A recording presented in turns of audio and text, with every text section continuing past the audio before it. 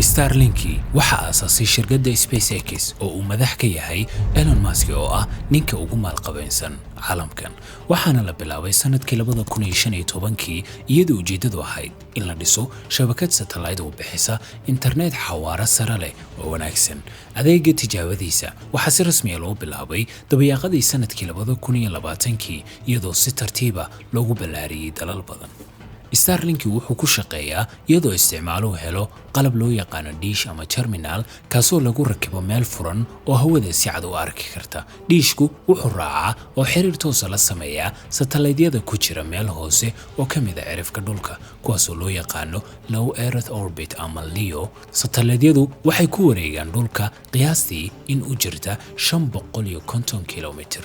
taasoo ka dhigaysa xogtu inay u safarto masaafo gaaban marka loo eego satellite-yada caadiga oo meel fog ku sugan. sidaa darteedna ay bixiyaan internet xawaare sare leh. marka uu qofku codsado xog, tusaale ahaan haddii aad furto bog internet, qalabka Starlink wuxuu xogta u dirayaa satellite-ka ugu dhow, taasi oo u gudbiya codsiga saldhigga dhulka ku yaala oo ku xiran internetka fiber-ka ah. saldhigga dhulka ayaa soo celinaya xogta iyadoo mar kale loo sii marinayo satellite-ka, kadibna lagu soo dejinayo diishka isticmaalaha.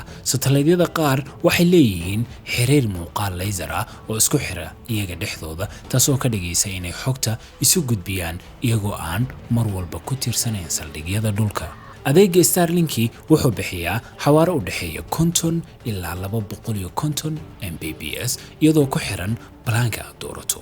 latency-guna inta badan wuxuu u dhaxeeyaa 20 ilaa 40 millisecond, waxayna si gaar ah faa'iido ugu leedahay dadka ku nool meelaha miyiga ah, kuwa safraya iyo kuwa goobaha ay tahay in la helo internet degdeg ah oo aan ku xirnayn kaabayaasha dhulka sida fiilooyinka fiber-ka ah. inkastoo ay leedahay faa'iidooyin badan, waxaa jira caqabado ay ka mid yihiin qiimaha qalabka iyo saamaynta cimilada sida roobka ama barafka oo hoos u dhigi kara xawaaraha Starlink. Starlink haddii si buuxda loogu adeegsado Somalia wuxuu yeelan karaa saameyn weyn oo dhinacyo badan ah, gaar ahaan marka loo eego xaaladda kaabayaasha internetka ee hadda jira. Somalia waxay muddo dheer ku tiirsanayd adeegyada internetka oo ku imaanaya fiilooyin badda hoosteeda ama submarine cables iyo shirkado bixiya 4G iyo 5G meelaha magaalooyinka ah. laakiin weli waxaa jira tuulooyin iyo gobollo badan oo aan lahayn adeeg internet oo joogto ah ama leh internet gaabis ah, mararka qaarna go'aya. halkaas ayay Starlink ka buuxin kartaa Soomaaliya maadaama aanay ku xirnayn fiilooyin ama towers, balse ay isticmaalayso satellite-ka oo si toos ah ugu xiraya qofka isticmaalaya.